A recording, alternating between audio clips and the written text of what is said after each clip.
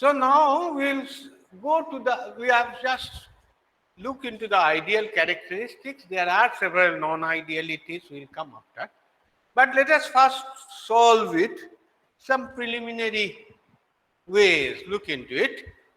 That's the first question is that how to make it direction sensitive. So,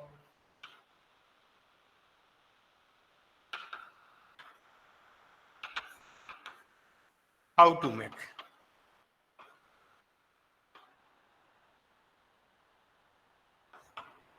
There are several there. We will come to it afterwards. Several techniques there, but the most simple technique, which has not been nowadays not that used, but you can, for understanding, I like it. So if we recall earlier, it was E0 was equal to ES1 minus ES2, and we had the problem there. Now the question is that how would I do it? So first of all, what I will do is that one technique.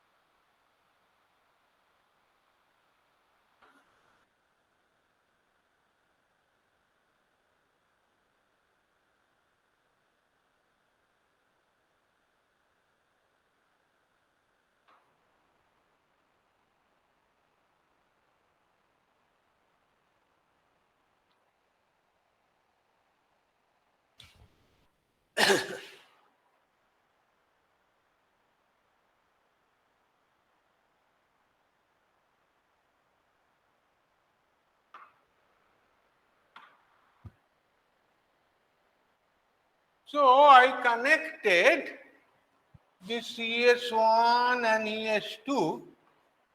Instead of directly connecting them in phase opposition, what I did is that I have put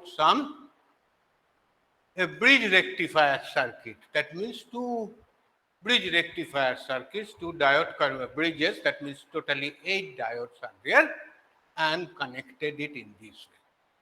So what will happen? There are two fixed resistances, R and R. So what will happen? The polarity will be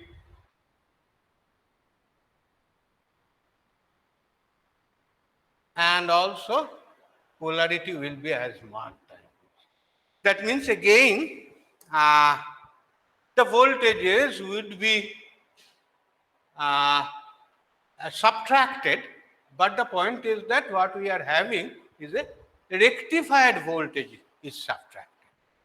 So let us call it a ED1 and this is ED2.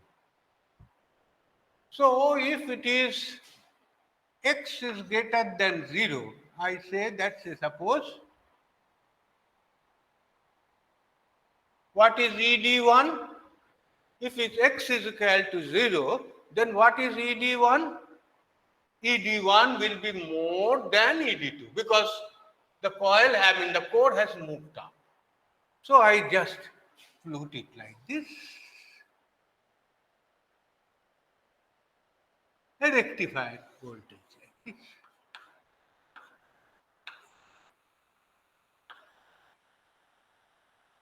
And what about ED2?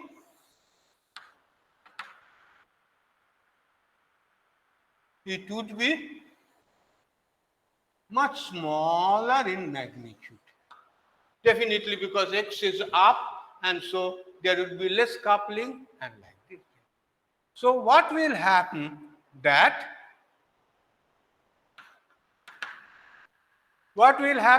in that case?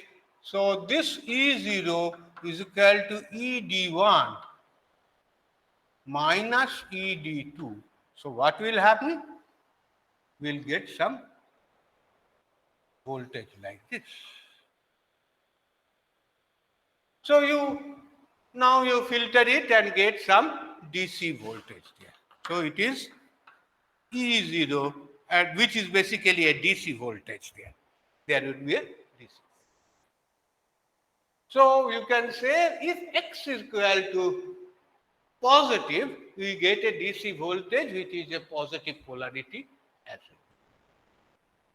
well. If X is less than 0, what will happen? I need not draw all of them, but I can straight away say that if X is less than 0, so what will happen? The ED1 will be less, ED2 will be more, so naturally the voltage will be like this, and there it is E0 DC, and there is a AD. So that is an interesting thing, is that just by incorporating two diode bridges or like this, I can make it direction sensitive. Or you can say, if it is after making it direction sensitive, this one, this part, so here it is E0 DC will come to be like this there. Something like this there. Of course, the slope and etc. don't confuse, because that was E0 AC and E0 DC there. There are different. But what you can say, it is nicely that we can make it direction sensitive, as well as we can the range of operation, the linear range of operation has changed drastically like this there. So that is a great advantage of it here. Very simple way for making it direction sensitive or phase sensitive detection, what we call it. But this has got certain disadvantages. In fact, nowadays far better techniques are available. These are rarely used. Earlier it was when the LVDT was bigger, we used to give a long, high volt, comparatively high voltage, 12, 15 volt excitation. Like this, it was used. But nowadays for small size where the voltage is 2 volts, 1 volt, 2 volt, or like this, we do not normally prefer this one. Can you tell me what is the difficulty or the limitation of this configuration? Any idea?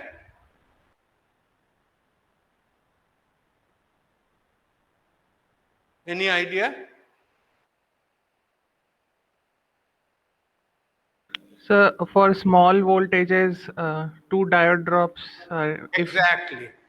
If normally the voltage is small, here if we always two diodes in one coil or like against one coil would be there, and that will be two diodes, that is a 0.6 volt or 0.7 volt into 2, that is 1.4 volt drop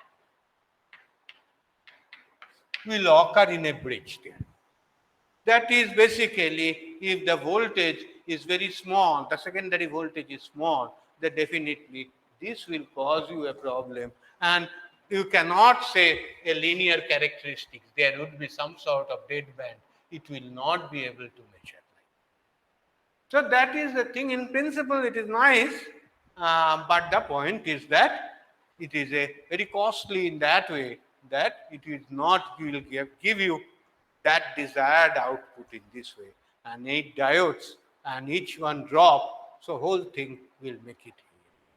So that's right. This is the problem there, and that is the difficulty. But otherwise, if you have a big LVDT with a don't have any restriction of the light, voltage here, you can generate secondary voltage high, then this will be, and don't bother about 1 volt drop or like this. It could be a nice one. But this is basically what we call it a phase sensitive detection also. That is a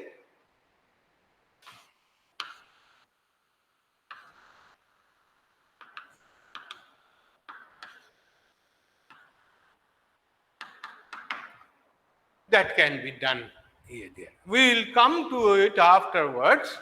What are the advanced phase sensitive detection or demodulation, often we call it. This is a area.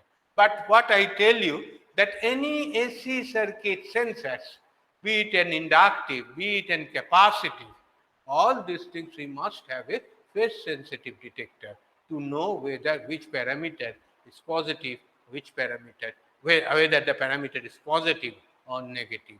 We require a phase sensitive detector. But before, so we'll come back to the LVDT characteristics. Sir, Yes, sir, won't E naught remain same even after drop? pardon? Won't E naught, that Huh? is ED1 minus ED2, remain same even after drops? Huh? But Because, the point is that when this is, suppose I put it, this is your 1.4 volt. I just put it in this. In this range, the diodes will not be operative because the voltage okay, is okay. less than 1.4 volt input voltage, so it is not operative. So what we can say, that is what we told it at dead band. I think I have told you. This is called as dead band. That means this is X and this is your E0. So this is not responsive. This is not responsive for small signal. But we want that the full range travel is 2 millimeter or like this there. So naturally, this is not the area. This dead band is causing always a problem. Am I Okay, clear? sir. Yes, sir. So we look for, okay, the non-idealities. So we'll come back to the, okay, suppose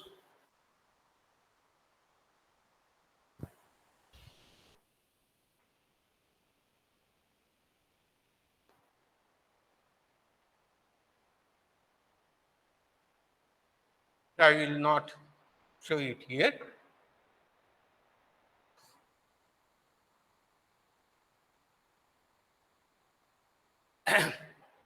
So your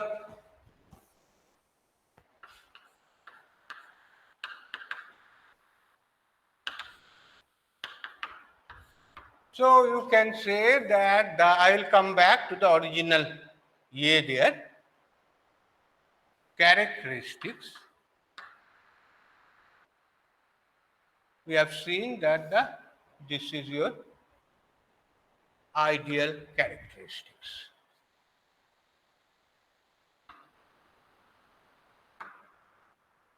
Okay?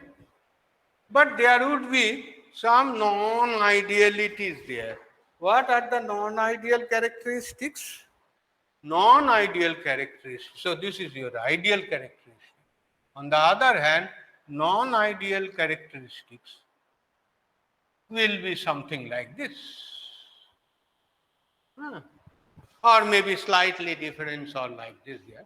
But more visible, most important thing is that the voltage at x equal to 0, E0 at x equal to 0 is not exactly 0 there.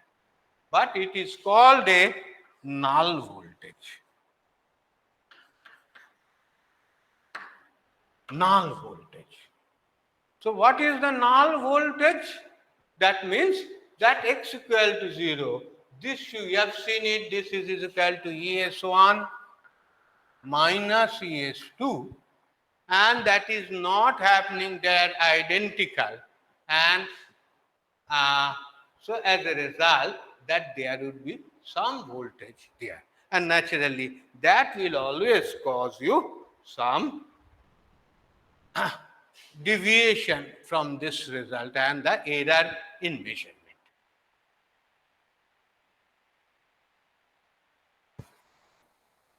So, what could be the reasons of non-idealities?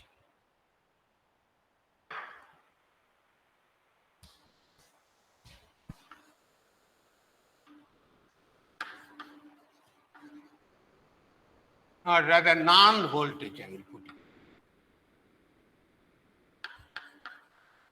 Why the null voltage? First of all, we can have considered that S1 and S2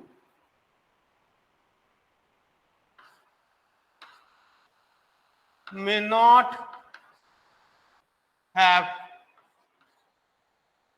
same number of turns. It may happen that there is one turn, two turn, because we will have to wind it. There is a one turn, two turn, or even half turn difference there, and that will cause you the ES1 minus ES2. You cannot make it zero. But more important is that often here there ES1 and ES2 may not be in same phase, because these all depends upon what will be the full phase and etc. These are all depends upon this coil resistance, inductance and all the things there, as well as some capacitive coupling which will come it up to it afterwards. So the point is that if we have, this is your ES1 and this is your ES2. This is your ES1 and ES2. So what will be that unbalanced voltage will be like this there. So naturally what will happen is that there would be some voltage. And interestingly, if they are very small, this phi angle is very small between these two one there would be almost, we can say, the E0 direction will be almost perpendicular to this voltage. So that's why we call it a quadrature voltage. Because the E0 is almost approximately 90 degree to this one, because if they are near there, they often E0 is a quadrature voltage, because it is in quadrature, unbalanced voltage is in quadrature, this one. Apart from that one, we could have a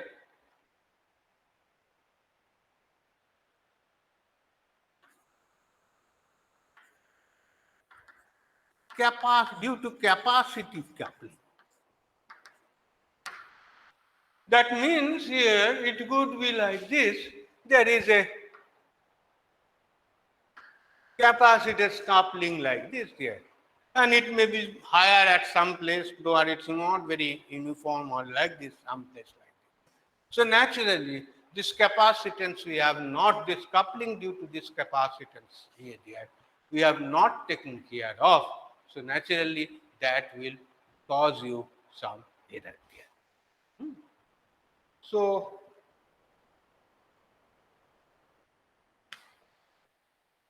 normal null voltage, it is desired that normal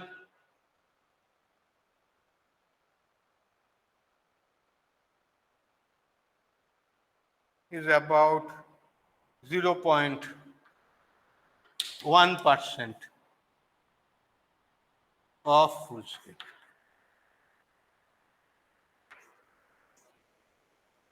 So it is important before we put some signal conditioning circuits with the LVDT or like this, it's important that we should have a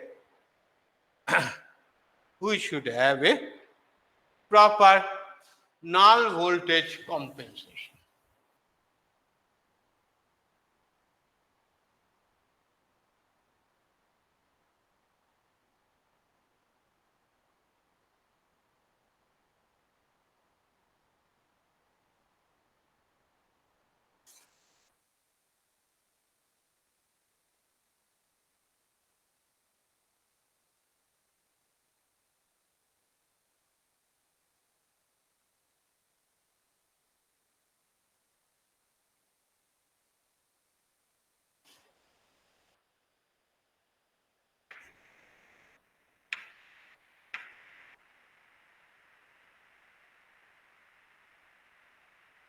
Actually, these are, you can find out some classical books like Dueblin and etc. You will get it some like this there. For null voltage transformer compensation, let there be a center tapped transformer.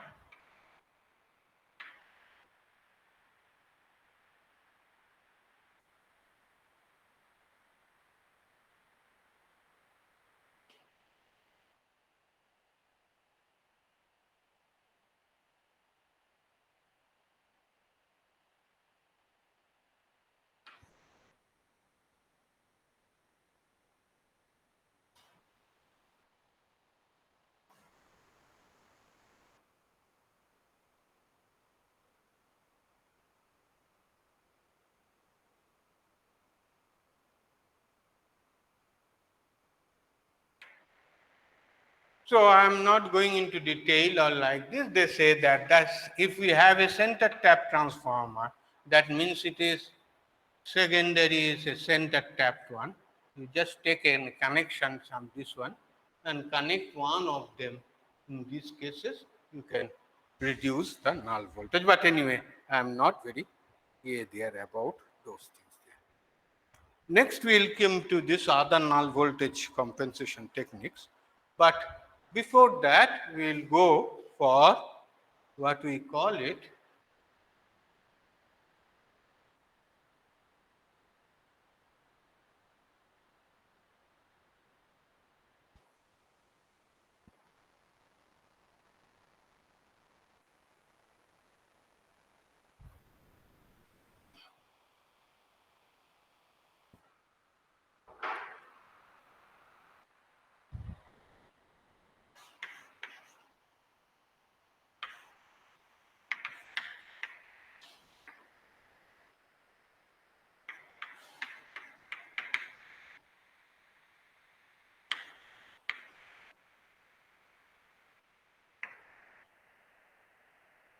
we have told initially that the assume A mentioned that the output voltage will be either in phase with the primary or it would be out of phase with the primary.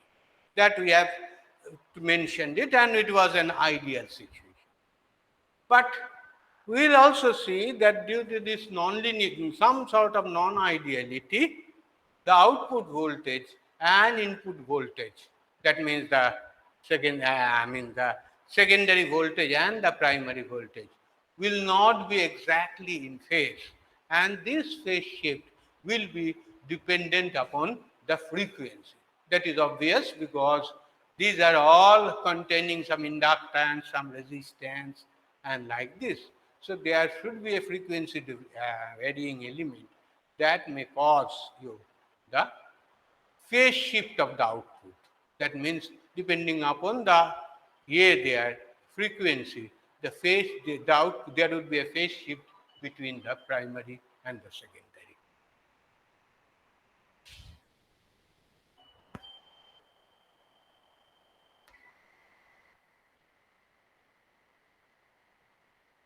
Okay. So what we can look into this one.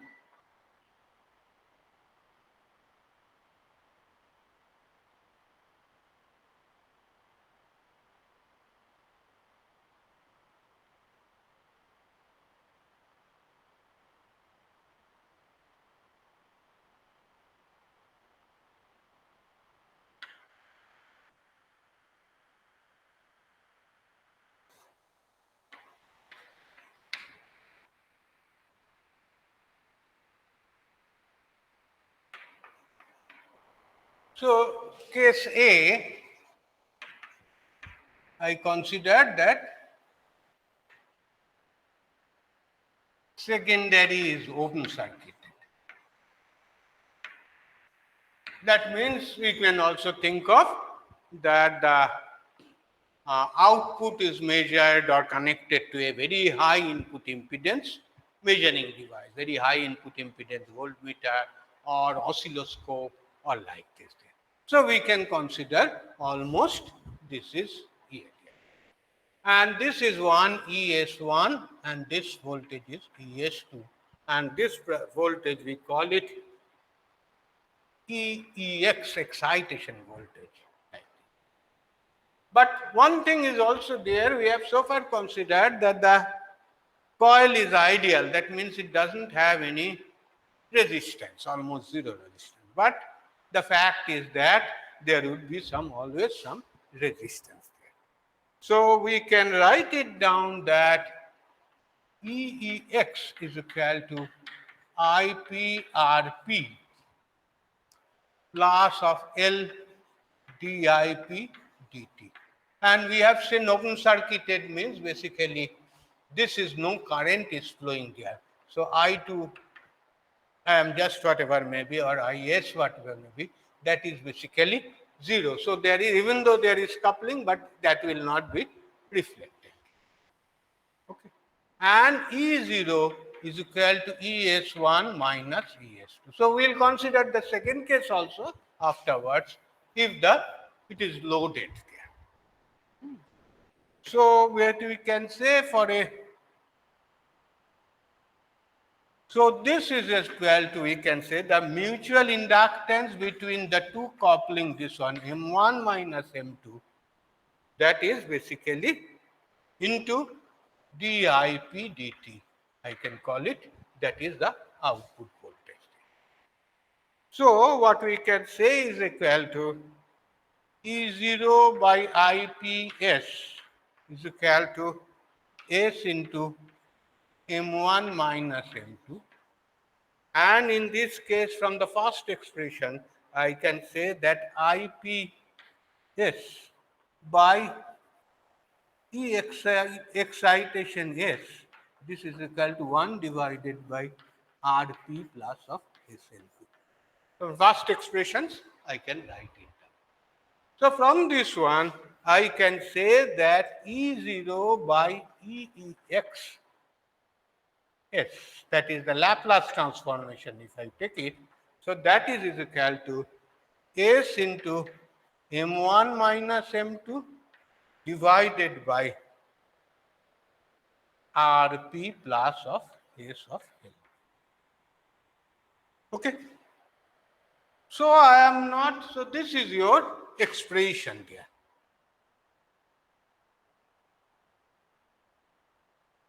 So we can see that if the phase, the frequency omega changes from 0 to say infinity, if frequency omega changes from 0 to infinity, then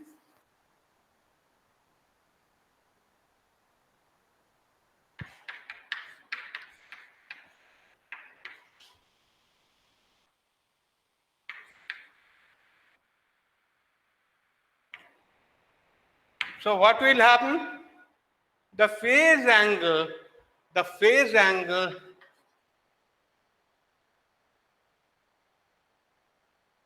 between primary and secondary phi, you can call it, is equal to 90 degree minus of tan inverse omega LP by RP. You can easily see it like this. So naturally, if it changes from phase angle from 0 to infinity omega, so phi changes from plus 90 degree to 0. So you can see the primary and the secondary, we thought they are in phase. They are not in phase. They are in fact, because of there is always some resistance involved in the primary coil. And that's why there would be some there. There would be some phase angle between them there. And that phase angle, more important thing is that this phase angle will be changing from as omega varies. It could be plus 90 degree, and if it is omega is very high, it will be 0 also. Similarly, we can write it down. I leave it to you to deduce case B,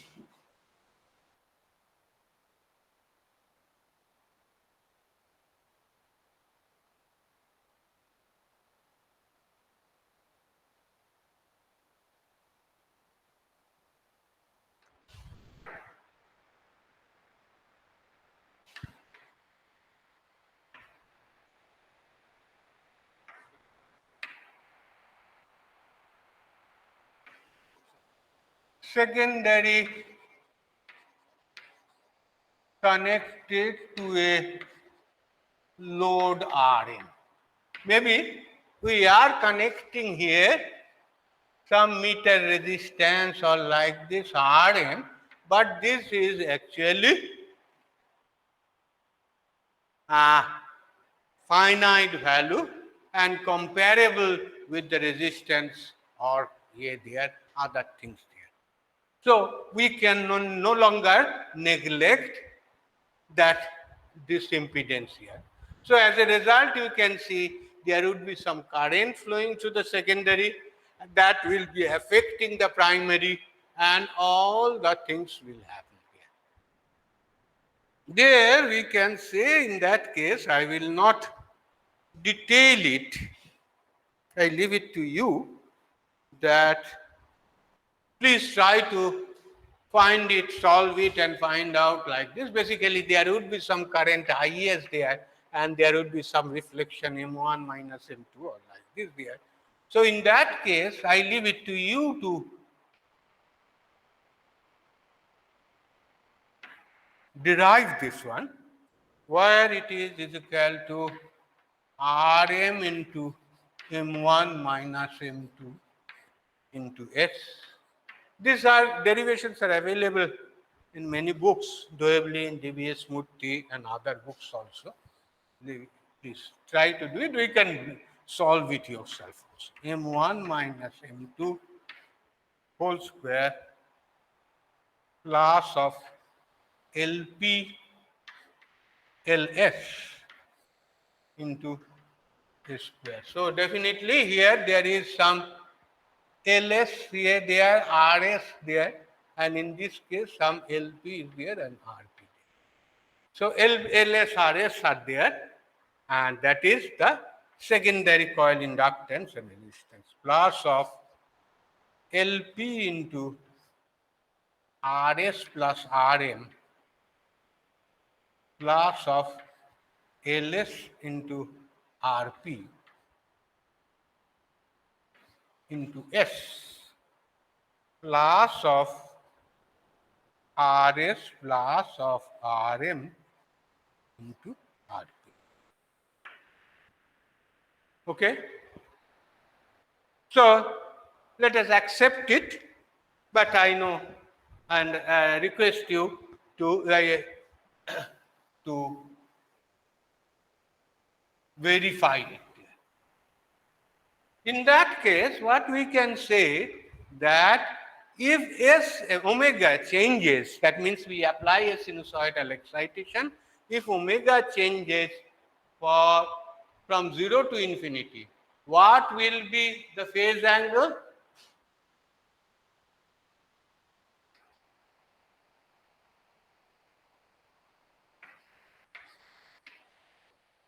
So if S is almost 0 there, very close to 0 there, what we can say that there would be obviously A there, but here in this case, this will be the dominating RS plus RM plus RP, which is a real number, where there would be always some plus 90 degree is always there. So naturally, the phase angle changes from plus 90 degree to what would be the case if S is omega is infinity? What will be the case?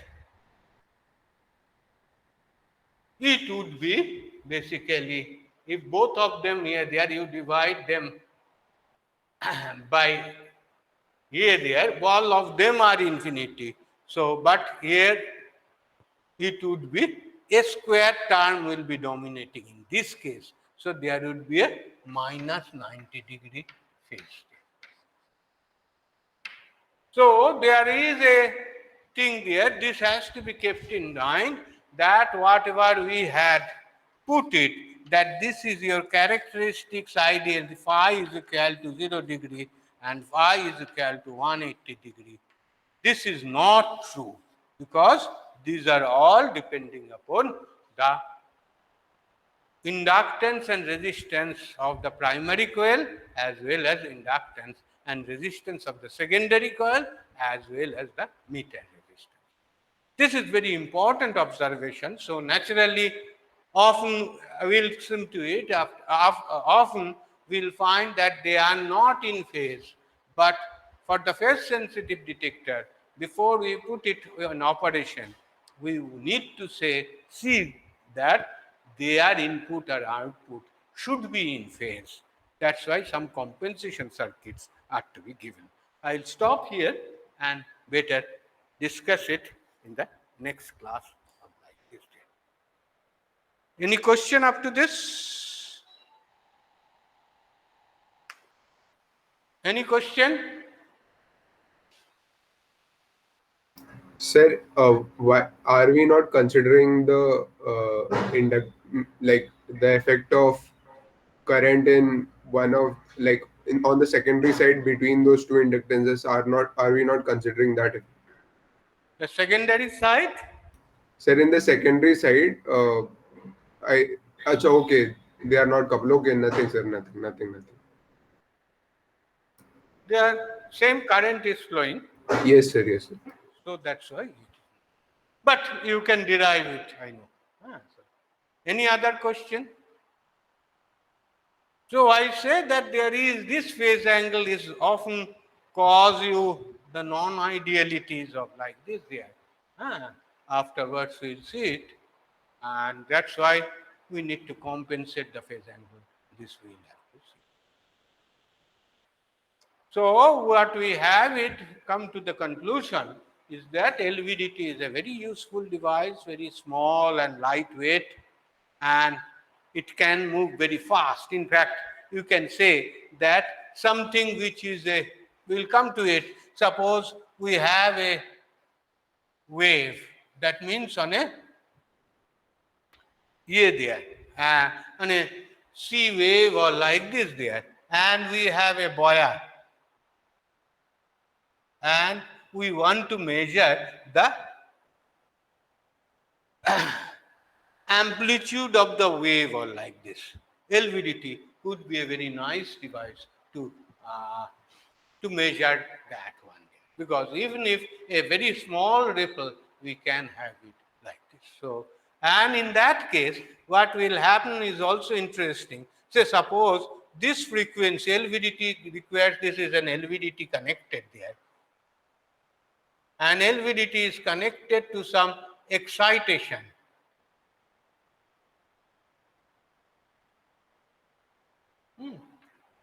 So this is a frequency of omega, say I call it M, and this is a frequency, this one has a frequency of omega, say suppose S, like this here. So that means in this case, say suppose I have, so far I have considered that this is moving, it is kept constant, I am measuring it. X is always constant. But if X is also varying, then what type of waveform we should have? What type of waveform we should have? My point is that, say suppose this is this Xi, I have a there, that is a frequency of omega signal, that is a sinusoidal one. That is some sort of buoy like this, which is moving slowly and like this here. And there is a omega M there, which is a high frequency signal. Maybe it is few hertz, 10 hertz or like this, whereas I excite it with 1 kilohertz or 10 kilohertz signal. And now say suppose I put it to some oscilloscope or like this to measure the secondary waveform. How would it look like, the secondary waveform? Any idea? Is my question clear? My point is that suppose this rod is also connected to something which is vibrating or in sinusoidally moving with a frequency of omega s, whereas I have put it the excitation signal which is AC whether, and that is of omega m signal there. How would be if I at this point I connect a CRO and to see that this point and this point, what is the voltage generated or voltage waveform? Can you tell me how it will look like?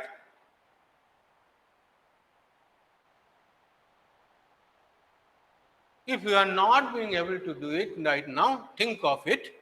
We may discuss it in the next class. Okay?